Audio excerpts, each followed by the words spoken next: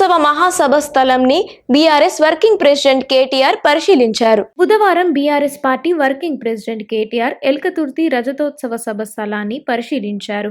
అనంతరం పలు సూచనలు చేశారు. పార్కింగ్ స్థలాలు అందరికీ సరిపోయేలా కేటాయించాలని సూచించారు.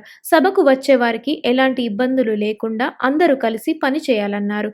ఈ కార్యక్రమంలో మాజీ మంత్రి ఎర్రబెల్లి దయాకర్రావు, పల్లా రాజేశ్వర్ రెడ్డి, వినయ్ భాస్కర్, పెద్ది సుదర్శన్ రెడ్డి, రవీంద్రరావు, శ్రీనివాస్ రెడ్డి, నాయకులు, కార్యకర్తలు పెద్ద సంఖ్యలో పాల్గొన్నారు. మాన్యులు టిఆర్ఎస్ వ్యవస్థాపక అధ్యక్షులు కేసీఆర్ గారి నాయకత్వంలో తెలంగాణ రాష్ట్ర ఏర్పాటు కోసం ఆనాడు 24 సంవత్సరాల కిందట ఒక ఉద్యమ సంస్థగా ఏర్పడి తర్వాత 14 సంవత్సరాల పాటు తెలంగాణ ప్రజలని ఎక్కడికక్కడ సమీకరిస్తూ తెలంగాణ రాష్ట్ర ఏర్పాటు ఆవశ్యకతను జాతీయ రాజకీయ వ్యవస్థకు అట్లాగే దేశంలోని వివిధ సమూహాలకు ఎప్పటికప్పుడు 14 సంవత్సరాల ఉద్యమ కాలంలో వివరిస్తూ ప్రతి సమస్య మీద పోరాడుతూ డాక్టర్ బాబాసాహెబ్ అంబేద్కర్ గారు చెప్పిన విధంగా బోధించు, సమీకరించు, పోరాడు అనే ఆ పోరాట తత్వాన్ని సంపూర్ణంగా ఆకలింపు చేసుకుని ప్రజాస్వామ్య పద్ధతుల్లోనే తెలంగాణ సాధించాలి అనే ఒక నినాదంతో 2001 ఏప్రిల్ 27 నాడు పురుడు పోసుకున్న సంస్థ టిఆర్ఎస్. టిఆర్ఎస్ అనే పార్టీకి ఒక విశిష్టత, ఒక ప్రత్యేకత ఉన్నది. ఉమ్మడి ఆంధ్రప్రదేశ్లో ప్రస్తుతం ఉన్న 2 తెలుగు రాష్ట్రాల్లో మనం తీసుకుంటే స్వాతంత్రం వచ్చిన తర్వాత భారతదేశానికి ఎన్నో రాజకీయ సంస్థలు, ఎన్నో ఉద్యమ సంస్థలు పుట్టినాయి, అదే స్థాయిలో మాయమైపోయినాయి. కానీ ఒక అధికార పార్టీగా, ఉద్యమ పార్టీగా, ప్రతిపక్ష పార్టీగా ఇన్ని పాత్రల్లో 24 ఏళ్లు పూర్తి చేసుకొని 25వ సంవత్సరంలో అడుగు పెడుతున్న విశిష్టత టిఆర్ఎస్ పార్టీకి ఉన్నది. తెలుగు రాష్ట్రాలు 2 చూస్తే 2 పార్టీలు మాత్రమే విజయవంతంగా 2.5 దశాబ్దాలు గడిపిన పార్టీలు, 2.5 దశాబ్దాలు నిలదొక్కున్న పార్టీలు 2 మాత్రమే స్వాతంత్రానంతరం పుట్టిన పార్టీ. అందులో మొదటిది ఎన్టీ రామారావు గారు స్థాపించిన తెలుగుదేశం పార్టీ అయితే, రెండవది మా నాయకుడు, మనందరి నాయకుడు పెద్దలు కేసీఆర్ గారి నాయకత్వంలో తెలంగాణ రాష్ట్ర సాధనే లక్ష్యంగా హిమాలయాల స్థాయికి తెలంగాణ అస్తిత్వాన్ని తీసుకొని పోయిన పార్టీ టిఆర్ఎస్ పార్టీ. 14 ఏళ్ళు ఉద్యమం, ఆ తర్వాత దాదాపు 10 ఏళ్ళు అధికార పార్టీగా, మళ్ళీ గత 16 నెలలుగా ప్రతిపక్ష పార్టీగా ప్రజలు ఏ బాధ్యత ఇస్తే ఆ బాధ్యతని అద్భుతంగా నిర్వహిస్తూ తెలంగాణ ప్రజల గొంతుకగా ఇవాళ దేశం మొత్తంలో కూడా గుర్తింపు తెచ్చుకున్న పార్టీ టిఆర్ఎస్, ఇప్పుడు బీఆర్ఎస్. అదేవిధంగా తెలంగాణ ప్రజల గుండె ధైర్యం ఈ గులాబీ జెండా అనే మాట నేను మీ అందరికీ గుర్తు చేస్తాను. ఈరోజు ప్రతిపక్ష పార్టీగా రాష్ట్రంలోని ఏ వర్గ ప్రజలకు ఏ కష్టం వచ్చినా అందరూ కూడా హైదరాబాద్ లోని తెలంగాణ భవన్ వైపే పోతా ఉన్నారు.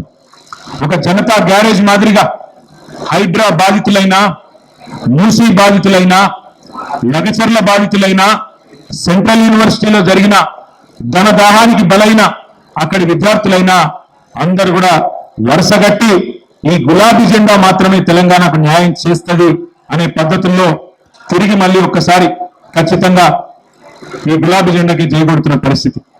ఇవాళ ఇక్కడ జరుగుతున్న సభ, జరగబోతున్న సభ ఎల్కతుర్తిలో ఏదో ఆషామాషి సభ కాదు. వరంగల్, ఉమ్మడి వరంగల్ జిల్లా మొదటి నుంచి ఉద్యమంలో గులాబీ జెండాకు అండగా ఉన్న జిల్లా. ఏ కష్టం వచ్చినా, ఏ ఇబ్బంది వచ్చినా కేసీఆర్ గారు తిరిగి చూసింది వరంగల్ వైపే. ఇక్కడ జయప్రదంగా, అద్భుతంగా మహాసభలు ఎన్నో నిర్వహించుకున్నాం. అదే పద్ధతుల్లో ఇవాళ 24 ఏళ్లు నిండి 25వ సంవత్సరంలో అడుగు పెడుతున్న ఈ రజతోత్సవ వేడుకకు వరంగలే వేదిక కావడం మనందరికీ గర్వకారణం. ముఖ్యంగా ఉమ్మడి వరంగల్ జిల్లా కార్యకర్తలు, నాయకులు, వారందరి విజ్ఞప్తి మేరకు, వారందరి కోరిక మేరకు పెద్దలు కేసీఆర్ గారు మరి మళ్ళీ ఒకసారి వరంగల్ని వేదికగా ఎంచుకున్నారు. ఇప్పుడు ఇక్కడికి వచ్చే ముందు మొత్తం ఈ 1250 ఎకరాల పైచిలకు పార్కింగ్ మరియు సభా ప్రాంగణం ఏదైతే ఉందో దాని ఏర్పాట్లు వాహనాలు తిరుగుతూ కొంత, అదేవిధంగా పైన డయస్ పై నుంచి కొంత పరిశీలించడం జరిగింది. దాదాపు ఎక్కడి నుంచి రాష్ట్రంలోని ఏ మూల నుంచి వచ్చే ఏ సోదరుడికైనా ఏ సోదరికైనా ఎలాంటి ఇబ్బంది లేకుండా దాదాపు 1000 ఎకరాల్లో పార్కింగ్ సౌకర్యం కూడా ఏర్పాటు చేసుకున్నాం. అంటే 30,000 40,000 వాహనాలు వచ్చినా ఏ ఇబ్బంది లేకుండా చిన్న వాహనాలు, పెద్ద వాహనాలు, బస్సులు, అదేవిధంగా ఆటోలు, జీపులు, తుఫాన్లు, కార్లు, ఎన్ని వాహనాలు వచ్చినా దాదాపు 30,000-40,000 వాహనాలు వచ్చినా ఎక్కడో దూరంకి వెళ్ళి నడిచొచ్చే అవసరం లేకుండా పక్కనే చాలా చక్కటి ఏర్పాట్లు చేసిన మా ఉమ్మడి వరంగల్ జిల్లా నాయకత్వానికి హృదయపూర్వకంగా నేను ధన్యవాదాలు చెప్తాను. ఒకటి, వాహనాలు దూరం పెట్టే అవసరం లేదు. ఏ రోడ్డు నుంచి వచ్చే వాళ్ళకు ఆ రోడ్నే పార్కింగ్ కూడా. అంటే ఇట్లా సిద్దిపేట నుంచి వచ్చే హుస్నాబాద్ మీదుగా వచ్చే రోడ్ ఏదైతే ఉన్నదో అక్కడ మొత్తం దాదాపు ఉమ్మడి కరీంనగర్, అదేవిధంగా ఉమ్మడి ఆదిలాబాదు, నిజామాబాదు, మెదక్ జిల్లా, ఉమ్మడి మెదక్ జిల్లా, ఆయా జిల్లాల నుంచి వచ్చే అన్ని వాహనాలకు దాదాపు 260 ఎకరాల్లో పార్కింగ్ అంతా ఒకవైపు ఉన్నది సభా ప్రాంగణానికి. మరొక వైపు ఇటు ఖమ్మం, నల్లగొండ, ఇటువైపు కొంత భాగమైన వరంగల్ జిల్లా, అదేవిధంగా మరి వారందరికీ కూడా ఇటు పక్కన బ్రహ్మాండంగా దాదాపు 600 ఎకరాల్లో పార్కింగ్ యువతల వైపు ఉన్నది. మరొక వైపు హైదరాబాదు, రంగారెడ్డి, మహబూబ్ నగర్ నుంచి వచ్చే ఉమ్మడి మహబూబ్ నగర్, ఉమ్మడి హైదరాబాదు, ఉమ్మడి రంగారెడ్డి జిల్లాల నుంచి వచ్చే వాహనాలకు కూడా చాలా చక్కగా సౌకర్యం. అంటే ఎవరు కూడా కిలోమీటర్లు నడిచే బాధ కానీ ఇబ్బంది కానీ లేకుండా బ్రహ్మాండమైన పార్కింగ్ ఏర్పాటు సభా ప్రాంగణానికి దగ్గరలోనే ఏర్పాటు చేయడం జరిగింది. అట్లాగే మరి వచ్చిన ప్రజలందరికీ కూడా సౌకర్యంగా ఉండేదానికి, ఎందుకంటే ఎండాకాలం ఇబ్బంది అందరికి కూడా ఇబ్బందే, కానీ పార్టీ ఆవిర్భావ దినోత్సవం అందులో 25వ సంవత్సరం రజతోత్సవం కాబట్టి బ్రహ్మాండమైన ఏర్పాట్లు. ఒక 10 లక్షల వాటర్ బాటిళ్లు మరి పూర్తి స్థాయిలో అందుబాటులో పెడుతున్నాం. అవసరమైతే ఇంకా పెంచుకోవడానికి కూడా ఏర్పాట్లు చేసుకున్నాం. అట్లాగే 10 లక్షల చల్ల ప్యాకెట్లు, మజ్జిగ ప్యాకెట్లు కూడా ఏర్పాటు చేసుకున్నాం. దాన్ని కూడా మొత్తం ప్రాంగణంలో ఎక్కడి వాళ్ళకి అక్కడే వారు కూర్చునే ప్రాంతంలో, వాళ్ళు నిల్చునే ప్రాంతంలోనే పెద్ద ఎత్తున ఏర్పాట్లు చేసుకుంటూ ఉన్నాం. అట్లాగే మరి వచ్చిన వాళ్ళకి ఎవరికైనా ఎండ దెబ్బ కానీ ఇంకోటి కానీ ఏదైనా సమస్య వస్తే కూడా దాదాపు 100 పైచీలకు వైద్య బృందాలు కూడా ఇక్కడే అందుబాటులో ఉండి సేవలు అందించబోతా ఉన్నారు. వారికి కూడా ప్రత్యేకమైన శిబిరాలు ఏర్పాటు చేసుకుంటూ ఉన్నాం. ఏమన్నా ఎమర్జెన్సీ ఉంటే దానికోసం కూడా ఆలోచన చేసి దాదాపు ఒక 15 నుంచి 20 అంబులెన్సులు కూడా దగ్గరలో పెట్టుకున్నాం. వాటిని కూడా ఏమన్నా ఇబ్బంది ఉంటే వెంటనే మనం వైద్య సహాయం అందించడానికి వాటిని కూడా ఏర్పాటు చేసుకున్నాం. అట్లాగే సుదూర ప్రాంతం నుంచి ఆడబిడ్డలు వస్తున్నారు, అన్నదమ్ములు వస్తున్నారు, గులాబీ దండు కదులుతున్నది కాబట్టి వారందరి సౌకర్యం కోసం వచ్చిన వాళ్ళకి, ఎందుకంటే ఎండాకాలం మరి ఇబ్బంది కూడా ఉంటుంది కాబట్టి మరి చుట్టుపక్కల అన్ని ప్రాంతాల్లో కూడా చాలా పెద్ద ఎత్తున తాత్కాలిక టాయిలెట్ల నిర్మాణం కూడా కొనసాగుతున్నది. అవి కూడా పూర్తి అవుతాయి. అంటే అన్ని రకాలుగా వచ్చిన వాళ్ళకి పార్కింగ్ నుంచి సభ చేరుకోవడానికి ఈజీగా వచ్చిపోయేదానికి ఎక్కువ దూరం నడిచే అవసరం లేకుండా, అట్లాగే వచ్చిన తర్వాత నీళ్లు కానీ మజ్జిగ కానీ ఏమైనా ఇతరత్ర చిన్న అసౌకర్యం ఉంటే దానికి సంబంధించిన ఏర్పాట్లు కానీ అన్ని కూడా ఆలోచించి, అంటే కాంగ్రెస్ గవర్నమెంట్ కాబట్టి మాకు వీళ్ళ కరెంటు మీద కూడా నమ్మకం లేదు. ఎందుకంటే కాంగ్రెస్ వచ్చినాక కరెంట్ ఎంత అవుతుందో నాకంటే బాగా మీకే తెలుసు. అందుకే దాదాపు 200 జనరేటర్లు కూడా ప్రత్యేకంగా ఏర్పాటు చేసుకున్నాం. వీళ్ళని నమ్ముకుంటే ఖచ్చితంగా వీళ్ళు మరి ఏదో రకంగా మోసం చేస్తారని తెలుసు కాబట్టి 200 జనరేటర్లు కూడా ప్రత్యేకంగా పార్టీ ఏర్పాటు చేసి గత 15-20 రోజులుగా ఇక్కడ వరంగల్ జిల్లా నాయకులు చాలా మంది కష్టపడతా ఉన్నారు. సోదరులు వినయ్ భాస్కర్ గారు, సోదరులు పెద్ది సుదర్శన్ రెడ్డి గారు, సోదరులు పోచంపల్లి శ్రీనివాస్ రెడ్డి గారు, ఇంకా పెద్దలు గ్యాదరి బాలమల్లు గారు, మరి ఇక్కడనే అదేవిధంగా స్థానిక మాజీ శాసనసభ్యులు సతీష్ కుమార్ గారు మరి ఇక్కడే వారు మరి పూర్తి స్థాయిలో నిమగ్నమై ఈ మొత్తం ప్రాంగణము, పార్కింగ్ ఇవన్నీ కూడా ఏర్పాటు పర్యవేక్షిస్తా ఉన్నారు. పెద్దలు దయాకర్రావు గారు, అదేవిధంగా గౌరవనీయులైన రాజయ్య గారు, గౌరవ శాసనసభ్యులు పల్లా రాజేశ్వరరెడ్డి గారు, ఇంకా మిగతా మిత్రులందరూ కూడా రెడ్డా నాయక్ గారు, ఇంకా మన మిగతా మిత్రులందరూ కూడా ఎక్కడ వారు అక్కడ వారి వారి నియోజకవర్గాలకు సంబంధించి సత్యవతి రాథోడ్ గారు, ఇంకా కవిత గారు, అదే విధంగా మిగతా మిత్రులు ఎంపీ రవి గారు, ఇంకా మన రవీంద్రరావు గారు, పేరు పేరున అందరికీ, వారందరూ కూడా వారి వారి నియోజకవర్గాల్లో జన సమీకరణ, అక్కడి నుంచి ప్రజలు పెద్ద ఎత్తున తరలి వచ్చే ఏర్పాట్లు కూడా చేస్తా ఉన్నారు. నాకు ఉన్న అవగాహన మేరకు టిఆర్ఎస్ చరిత్రలో, ప్రస్తుత బీఆర్ఎస్ చరిత్రలో ఇది ఒక అతి పెద్ద బహిరంగ సభ కాబోతా ఉన్నది. మీరందరూ కూడా చూస్తారు. ఎందుకంటే ప్రతి నియోజకవర్గం నుంచి, ప్రతి జిల్లా నుంచి రిపోర్ట్ వస్తా ఉంది. మాకు ఇంకా ఎక్కువ బండ్లు ఏర్పాటు చేయండి, కేసీఆర్ గారిని చూడాలి. ఉన్న కరీంనగర్ జిల్లా మిత్రులను కూడా కోరుతా ఉన్నా, ఎవరికి ఏ వాహనం అందుబాటులో ఉంటే ఆ వాహనం తీసుకొని వచ్చేయండి. మీరు కొంతమంది దగ్గరున్న వాళ్ళు మోటార్ సైకిల్ మీద కూడా వస్తారు. హుస్నాబాద్, హుజురాబాద్ వాళ్ళు పెద్ద ఎత్తున మోటార్ సైకిల్ మీద కూడా రావడానికి ఏర్పాట్లు చేసుకుంటా ఉన్నారు. జాగ్రత్తగా రండి. కానీ ఎవరికి ఏ చిన్న వాహనం దొరికినా అందుబాటులో ఉన్న వాళ్ళు రండి. నాకు పొద్దున్నే ఈరోజు ఒక దృశ్యం చూస్తే చాలా గొప్పగా అనిపించింది. మళ్ళీ ఉద్యమం నాటి రోజులు గుర్తొచ్చినాయి. ఇక్కడ వరంగల్లో సభలు జరిగినప్పుడు గతంలో నర్సంపేట నుంచి, అదేవిధంగా పరకాల నుంచి ఆ ప్రభ బండ్లు వచ్చేది పెద్ద ఎత్తున. అట్లాగే మళ్ళొకసారి ఈరోజు సూర్యాపేటలో బయలుదేరినారు. అప్పుడెప్పుడో బండి యాదగిరి గారు పాట రాసినారు, బండి వెనుక బండి కట్టి అందరం పోదాం బయలుదేరని. మరి అదే పద్ధతుల్లో బండి వెనుక బండి కట్టి ఇవాళ సూర్యాపేట జిల్లా రైతన్నలు అక్కడ సూర్యాపేట జిల్లా కేంద్రం నుంచి పెద్ద ఎత్తున బయలుదేరి వాళ్ళు వస్తా ఉన్నారు. ఇవాళ సాయంత్రం తొరూరు కూడా చేరుకుంటున్నారు.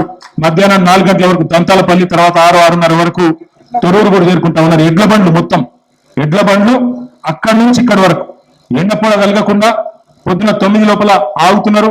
మళ్ళా సాయంత్రం 4కి బయలుదేరి సూర్యాపేట నుంచి బయలుదేరి ఉద్యమ స్ఫూర్తి చాటుతూ, రైతాంగానికి కేసీఆర్ గారి మీద ప్రేమను చాటుతూ అక్కడి నుంచి బయలుదేరి ఇక్కడ దాకా వస్తా ఉన్నారు.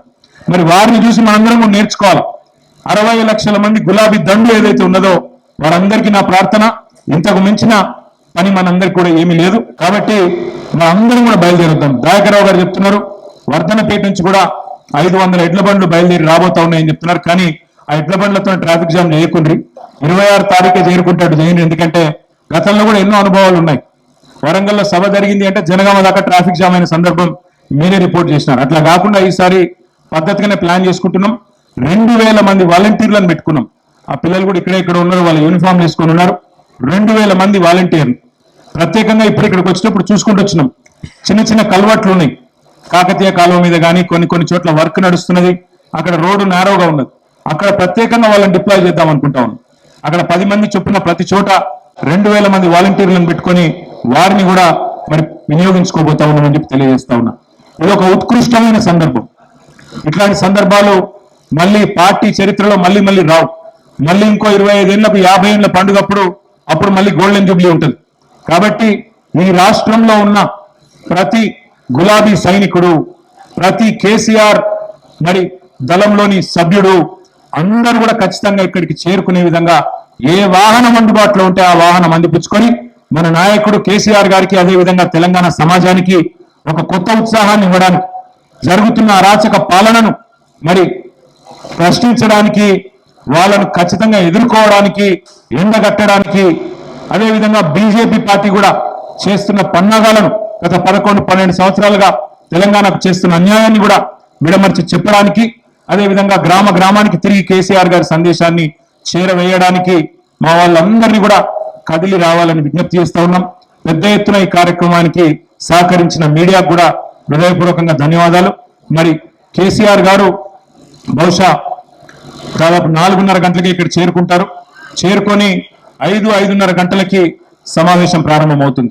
అందుకే మనందరం కూడా ఖచ్చితంగా కేసీఆర్ గారు చేరుకునే టైంకి మనందరం కూడా చేరుకోవాలి. 4:30 గంటలకి 4-4:30 గంటలకు చేరుకొని ముందు రెడీగా ఉంటేనే సార్ కూడా వస్తారు. సార్ ఎట్లాగో హెలికాప్టర్ ద్వారానే వస్తున్నారు కాబట్టి మరి వారికి అన్ని అరేంజ్మెంట్లు కూడా చేయడం జరిగింది. టైంకి వస్తారు కాబట్టి మనం కూడా టైంకి చేరుకోవాలి. ట్రాఫిక్ మరి ఇంకోటి ఇరుక్కపోవద్దంటే కొద్దిగా ముందే వెళ్ళాలి. ఏప్రిల్ 27 నాడు మొత్తం రాష్ట్రంలోని 12,796 గ్రామ పంచాయతీల్లో ఎక్కడికక్కడ గులాబీ జెండాలు ఎగరవేసి మా సైనికులందరూ బయలుదేరాలి. అట్లాగే రాష్ట్ర వ్యాప్తంగా ఉండే మున్సిపల్ డివిజన్లలో కూడా ప్రతి మున్సిపాలిటీలో, ప్రతి డివిజన్లో ఇవాళ జెండా ఎగిరేసి అక్కడి నుంచి మనం వరంగల్కు బయలుదేరాలి. పొద్దున్నే ఆ కార్యక్రమాన్ని పూర్తి చేసుకొని రాష్ట్రమంతటా కూడా కదం దొక్కి చలో వరంగల్ అని చెప్పి అందరం కూడా ఇక్కడ చేరుకొని ఈ కార్యక్రమాన్ని విజయవంతం చేసుకుందాం. కేసీఆర్ గారి ప్రసంగం, కేసీఆర్ గారి సందేశం వినాలని చెప్పి వాళ్ళ ప్రతి తెలంగాణ బిడ్డ కరోనా సమయంలో ఎంతైతే ఉత్సాహం ఎంతైతే ఉత్సుకత ఉండేనో కేసీఆర్ గారు ఏం చెప్తారు అనే ఒక ఆనాడు ఉత్సాహం కరోనా టైంలో ఎట్లయితే ఉండేనో ఎట్లయితే కేసీఆర్ మాటలు ఇంటే ధైర్యం వస్తుందనే వాతావరణం ఉండేనో మళ్ళొక్కసారి అదే వాతావరణం వాళ్ళ రాష్ట్రం మొత్తంలో ఉంది. అందుకే తప్పకుండా ఈ కార్యక్రమం జయప్రదంగా చేసుకోబోతా ఉన్నాం. ఇప్పటిదాకానైతే యంత్రాంగం సహకరిస్తా ఉన్నది, సహకరిస్తారని మేము ఆశిస్తున్నాం. ఎందుకంటే ఇదేదో గవర్నమెంట్ మీద పోరాటానికో ఇంకో దానికో ప్రజలను రెచ్చగొట్టడానికో చేస్తున్న కార్యక్రమం కాదు. శాంతియుతంగా మా పార్టీ వార్షికోత్సవాన్ని మేము చేసుకుంటా ఉన్నాం. మా పార్టీ వార్షికోత్సవం 27 ఏప్రిల్ నాడు కాబట్టి 25వ వార్షికోత్సవం రజతోత్సవం కాబట్టి పెద్ద ఎత్తున ఏర్పాట్లు చేసుకుంటా ఉన్నాం. ఇప్పటిదాకా సహకరించినట్టుగానే రాబోయే 3-4 రోజులు కూడా సహకరించి ఎలాంటి విఘ్నాలు లేకుండా ఎలాంటి అవాంతరాలు లేకుండా ఈ కార్యక్రమాన్ని విజయవంతం చేయడంలో సహకరించాలని జిల్లా యంత్రాంగానికి అదేవిధంగా పోలీస్ అధికారులకు కూడా విజ్ఞప్తి చేస్తూ మీ అందరికీ కూడా హృదయపూర్వకంగా సహకరించినందుకు ధన్యవాదాలు, నమస్కారాలు, థ్యాంక్ యూ.